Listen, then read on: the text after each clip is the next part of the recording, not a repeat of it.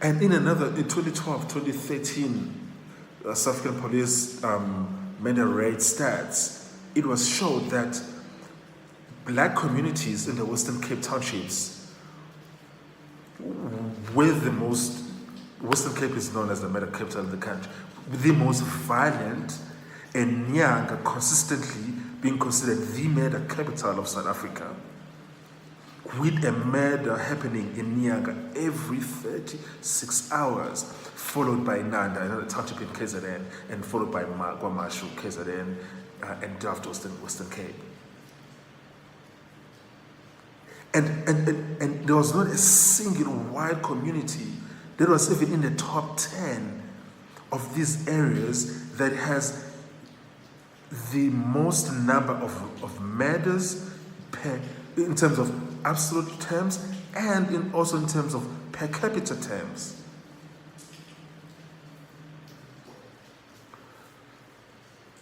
It was found that it is safer to live in a farmhouse in Franschhoek than it is to live in the Cape Flats or Nanda or Guamash.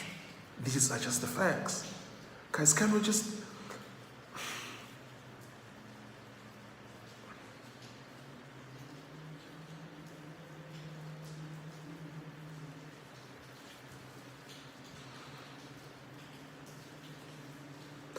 When I first discovered these stats, it became very clear to me that the AfriForum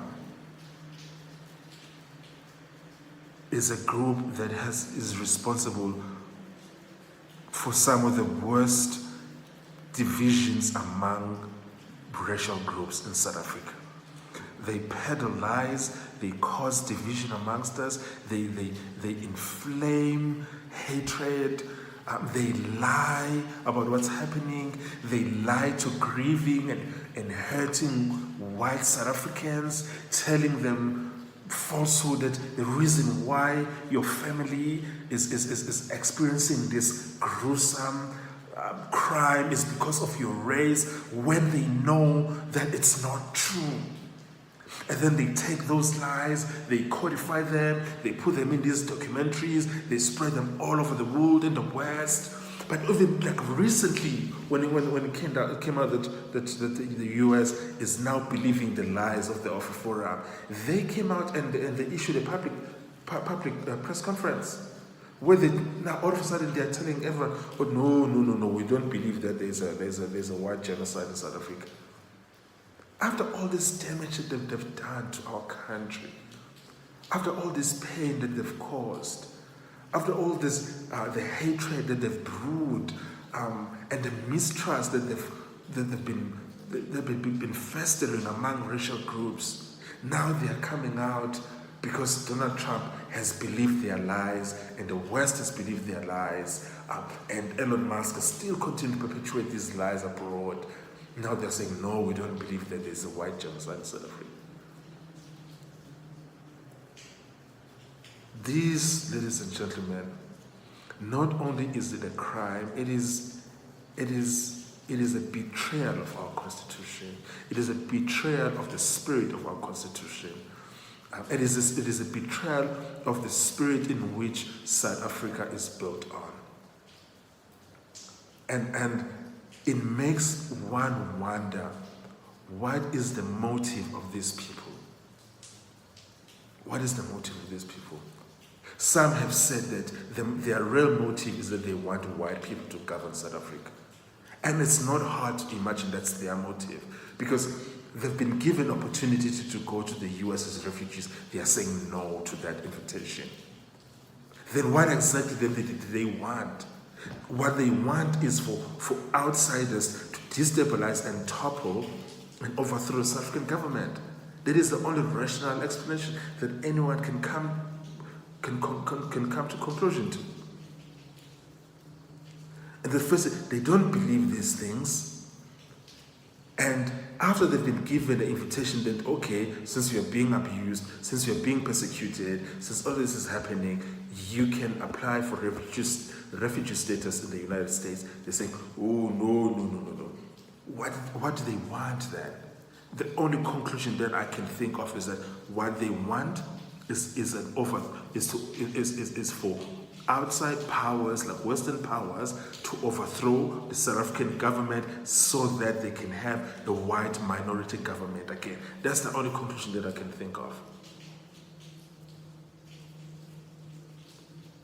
So this is actually, and for me, the spirit in which I'm taking this is not a spirit of let's hate white people or all white people are the same. Obviously, if anyone is going to comment on all that footage, come on. I don't need to always say that not all. I mean, any honest person knows that when you are having a conversation, you don't need to always say that not all or not all. I mean, if I'm going to be saying not all the time, then we're not going to have a conversation. I'm assuming that as an honest, good faith person, you understand that when we have a conversation, it is by implication that it's not all. Because there's nothing that affects any sample population that can ever be said to be all of that sample population. So let's not even go there. But what I want to say is that this thing is very painful for me, for someone who has very deep, close and personal relationships with white South Africans who are English and Afrikaans and Jewish and Greek and Italian and who have a more unique relationships with white South Africans than majority of black South Africans. Majority of black South Africans don't have any relationship at all with white South Africans. They don't know who these people are. So it's a very difficult conversations to have at all. So for me, because of my background and my relationships, it's a very difficult position. And for me, who also have friends who are black and married to white people, black women married to white men, black men married to white women, white couples who are adopted black kids. These are very painful things. And there's this minority of people who are inflaming our passions, who are busy intentionally lying about who we are as a nation in order to perpetually fester the spirit of division and hatred amongst us.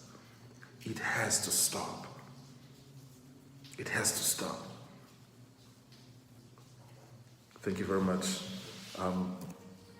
Please comment and tell me what your thoughts are on this. Thoughts. I'm just going to say thoughts. Comments. If you are white South Africa, especially if you are white African South African, please, I'd like to hear what your thoughts are. Especially if you're a white South African who has lost family members through farm violence,